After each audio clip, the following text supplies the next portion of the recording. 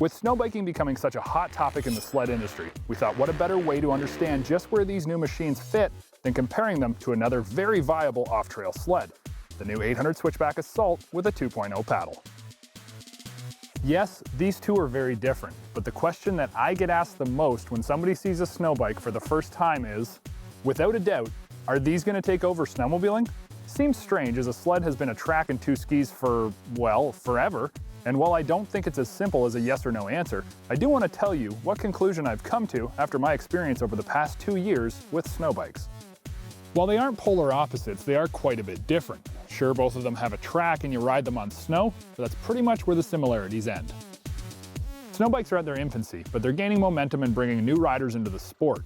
While the cost of a brand new 450 electric start bike and a Timbersled kit is actually more than a new Assault, there are a ton of motocross and enduro riders twiddling their thumbs all winter long, who with nothing more than just the Timbersled kit could be out enjoying the snow. With this kind of untapped potential now being accessible, we could be looking at a huge way to grow our sport. While a snowbike may not look like a normal snowmobile, it's a progression of our sport, allowing us to access folks who already are motorheads. I know that I sound over the top about snowbikes, but the truth is it's to help me shape my opinion about whether one of these new snow vehicles can actually take on a snowmobile head-to-head.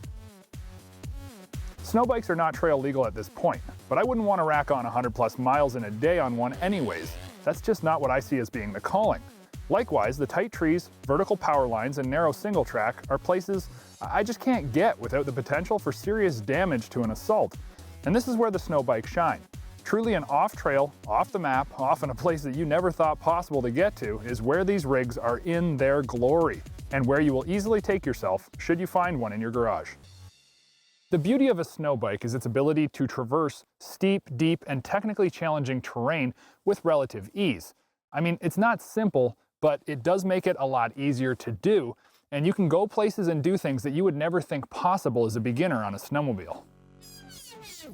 Sidehilling is one of the areas I find the snowbike to shine. While the Axis chassis is nothing short of incredible at sidehilling in deep snow, the truth is a snowbike doesn't require hardly any effort at all. You just ride it out. If you get tired, put your hillside knee out and rest. Because of the narrowness, they allow you huge leverage to traverse otherwise technical sled terrain.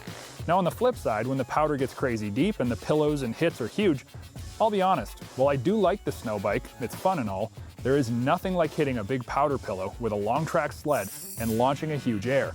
With great experience on a snowbike, you may be able to do this, but even with my relatively decent seat time, I can huck a sled so much easier, pull wheelies, carve powder turns, and just about all-round play with greater ease. Not to mention that with my Assault, I can head back to the trail and put on a few hundred miles, should I choose to go for a good ride. So herein lies the dilemma. How could a snowbike ever take on a sled? It allows you to get to places that are far more remote with greater ease, but you just can't go on the trail anything like you can with a snowmobile. I believe for me, a snowbike will be a permanent fixture here at Snow Tracks. I've found its ability to ride out very technical terrain, where with a sled the outcome of a slight misjudgment may be a hefty parts bill, to be incredibly easy, hugely satisfying, and ultimately a blast. I don't foresee putting on huge miles with a snowbike, but I do see the amazing potential of exploring new and untracked terrain that I've always wanted to get to because of its relative ease of use. Now on the flip side, I will never be without a track and two skis. The way a sled feels and the ability to both trail ride, but for me more importantly play off trail, is something I struggle to put words to. While I may not go as many places as I can with a snowbike, it's not any less enjoyable. It's just different. The sled I find easier to get off the ground, and the bike I find easier to ride in very technical places. But both are incredibly fun to ride and a blast in the powder. So I guess the simple answer for me is no, I don't think that snowbikes are going to take over for snowmobiles. But I do think you're going to find an increasing number of them parked next to off-trail riders' sleds in the very near future.